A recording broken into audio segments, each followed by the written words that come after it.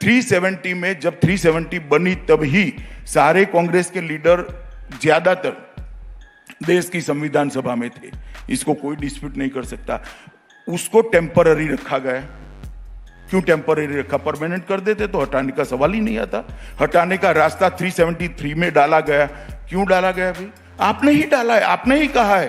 नेहरू जी ने संसद में कहा कि ये घिसते घिसते घिसते घिस जाएगी, तो हमने घिस डाली। खत्म, बाय बाय, टाटा, गुड बाय, गया। एक आपसे पूछता है, ये जो भय बनाया गया है एक तरह से कि अमित शाह आएंगे तो यूपी में दंगे होंगे, अमित शाह आएंगे, इसमें आपका बड़ा रोल है। मेरा कोई रोल नहीं है, आपका ही रोल है, मेरा सबसे बड़ा रोल आपका ही है। अरे बाप रे, ये तो धोती खोल रहा है। मैं आप खैर, आप एक बात तो स्वीकार कर लीजिए, आपका मैं बहुत बड़ा रोल स्वीकार है। नहीं करूंगा, पर ये जो भय लोगों में फैला गया, खास करके मुसलमानों में, कि अमित शाह ऐसे आएंगे तो कहीं ना कहीं दंगे करवाएंगे। देखिए भैया, मैं 12 महीने से यहाँ हूँ। मेरे आने के पहले 45 दंगे हुए थे, मेरे आने के बाद भी 45 दंगे हुए। दंगे कोई व्यक्ति नहीं करा सकता। सरकार अगर ठीक तरह से शासन करे तो दंगे नहीं होते। तो ये छवि कैसी बन गई है? मैंने कहा था वो आपका रोल है। If you think you are bad, I am your dad. Amit Shah ji, ऐसा लग रहा है कि जब से आप गृह मंत्री बने हैं, आप बड़ी जल्दी में बड़े बड़े फैसले आप एक के बाद एक ले रहे हैं। क्या ये हकीकत है? क्योंकि होम मिनिस्टर बने आपको 6 ही महीने हुए हैं, इतने बड़े बड़े फैसले आपने ले लिए। कहाँ जल्दी करे भैया? कहाँ जल्दी करे? 70 साल हो गए, 70 साल हो गए जी। कहाँ जल्दी करा? 70 साल चले गए, जल्दी क्या करा? हम तो 1950 से कहते थे हम 370 को हटा देंगे। जब से मसला खड़ा हुआ कहते थे राम मंदिर वहीं बनना चाहिए।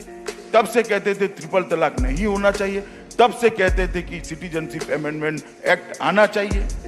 और तब से एनआरसी की भी बात कर रहे थे, जब से आसाम अकॉर्ड हुआ, कि भाई आसाम का मसला नहीं है, देश भर में स्प्रेड कर गए, पूरे देश का करना चाहिए। हम तो तब से कहते, कहां हमने जल्दबाजी की।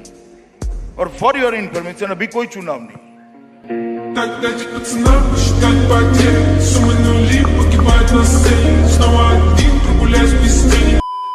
इसकी गर्ज ऐसी है कि मेरा सीट नंबर 462 है और 461 में माननीय श्री फारूक अब्दुल्ला जी बैठते हैं और वो जम्मू कश्मीर से चुन के आए हैं और उनकी आवाज़ ही आज सुनाई नहीं दे रही है। एक्चुअली आप मुझे पूछे तो ये हमेशा हिस्ट्री में एक अधूरा डिबेट रहेगा। श्योर। मैं सदन को अवगत कराना चाहता हूं, फारूक अब्दुल्ला जी को ना डिटेन किया गया है, ना अरेस्ट किया गया है, अपनी मर्जी से अपने घर पर है।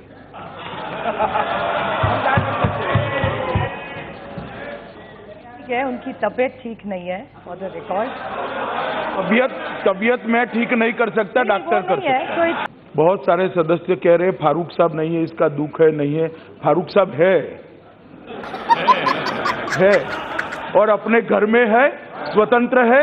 वो यहाँ आना नहीं चाहते तो मैं जबरदस्ती नहीं ला सकता। ना हिरासत में है, ना नजरबंद है, ना कुछ है। फारूक साहब अपने घर में है और अच्छे से।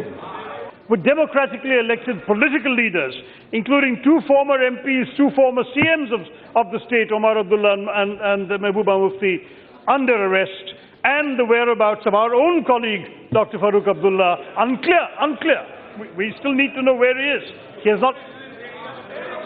इन बार क्लियर करना मान्य सब अध्यक्ष जी, मैं फिर से एक बार क्लियर करना चाहता हूं। एक सेकंड।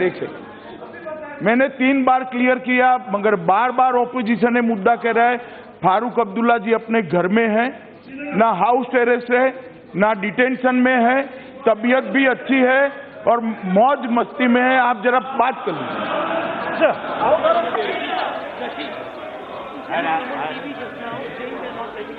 सर, उसने टेलीविजन पे कहा है कि उसे बाहर जाने को इजाजत नहीं दे रहे आप लोग। सर जाइए, सदन को अवगत करा दिया। मैं रिकॉर्ड पर स्पष्टता करता हूं, वो हाउस अरेस्ट में नहीं है। उनको नहीं आना है तो गन कनपट्टी पर रखकर बाहर नहीं ला सकते हम। So I just keep writing. I don't need no help, I don't need opinions, so don't waste my time then. आपने कहा कि अब देश में सुनामी है। आप वाकई मानते हैं कि देश में सुनामी है? जी।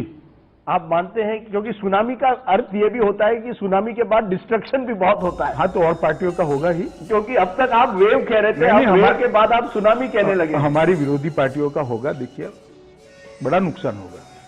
इतना जो कॉन्फिडेंस मैं आपके आवाज में आज देख रहा हूं, ये कहां से आपको आ रहा है? ये कॉन्फिडेंस पब्लिक में से आता है। हाँ, जेब में था चिल्लर, साथ वाले किल्लर, काम करे कांड वाले, लाइव बेड़ा थ्रिलर। लेकिन वीडियोग्राफी से ये भी पता चलता है कि पुलिस ने लाठीचार्ज भी किया बहुत से ऐसे नहीं तो क्या कितनी बसें जली? आप इसका समर्थन करती है क्या कि स्टूडेंट्स ने बस चलाना चाहिए? का कोई समर्थन नहीं हो सकता। तो फिर वायलेंस कैसे है? उपदेश से होगा? आपके कार्यक्रम देखकर बंद होगा? आप तो ज्यादा दिखाती हो वायलेंस को। पूरा टाइम्स नाउ भरा पड़ता है, कैसे वायलेंस बंद होगा? बताइए मुझे रास्ता। वायलेंस बंद भी करना है, कठोरता से कदम भी नहीं उठाने, और आपको वायलेंस का मार्केटिंग भी करना है, तो कैसे होगा बताइए?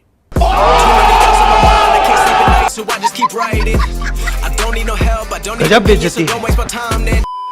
अब से 20 या 30 साल पहले बांग्लादेश से 2 परिवार आसाम में आए। एक बांग्लादेशी हिंदू परिवार था, एक बांग्लादेशी मुसलमान परिवार था। दोनों आए रोजगार की तलाश में, क्योंकि उस वक्त हिंदुस्तान में मेरी कहानी दोनों में अंतर है भैया। रोजगार मैं बताता हूं, पहले आप सुन लो। रोजगार की तलाश में दोनों नहीं आ सकते। एक हिंदू जो है वो प्रताड़ना से भाग कर आता है। ये तो आप अज्यूम कर रहे हैं कि जो हिंदू फैमिली आई वहां से उसका ढेर सारे हो रहा था। ढेर सारे कुछ का हो रहा होगा, कईयों का हो रहा होगा, लेकिन हर फैमिली का नहीं। ढेर जो जनसंख्या कम हुई है भाई, जो जनसंख्या कम हुई, यहां मुसलमानों की जनसंख्या बढ़ी, कम नहीं हुई भारत में। नहीं, वहां प्रताड़ना हो रही है, इसलिए उनकी जनसंख्या 30 से 7% और 23 से 3% हुई है। ऐसे सरलता से आप जंप मत करिए कंक्लूजन पर, ऐसा नहीं होता है। वास्तविकता यह है कि वहां पर प्रताड़ना हो रही है। मैं आपको ढेर सारे कैंपों में हो रही है, सही कह रहे हैं आप गृह मंत्री जी, इसमें कोई शक थोड़ी। लेकिन आप ये नहीं मान सकते कि हर हिंदू परिवार जो कह रहा है कि उसका उत्पीड़न हो रहा है वो सही है, क्योंकि जब उससे पहले पूछा गया उसने कहा हम तो यहीं पे रहने वाले 71 से पहले आए। या तो उसने तब झूठ बोला या अब झूठ बोलेगा। अब वो कहेगा कि उत्पीड़न हो रहा है। आपका कहना बहुत सरल है क्योंकि आप भारत में जन्मे हो। क्या बढ़िया था गुरु। एनआरसी है इस देश के नागरिकों का रजिस्टर बनाना। इस देश में कोई भी रह सकता है क्या? कौन से देश के नागरिकों का रजिस्टर नहीं? दुनिया में सभी देश के नागरिकों का रजिस्टर है। तो ये आधार, ये वोटर कार्ड और ये जितने तमाम डॉक्यूमेंट होते हैं, ये क्या आपको अपने नागरिक का पहचान नहीं देते? ना जी, ये नहीं है। इससे नागरिकता तय नहीं होती है, और आधार से तो जरा भी नहीं तय होती।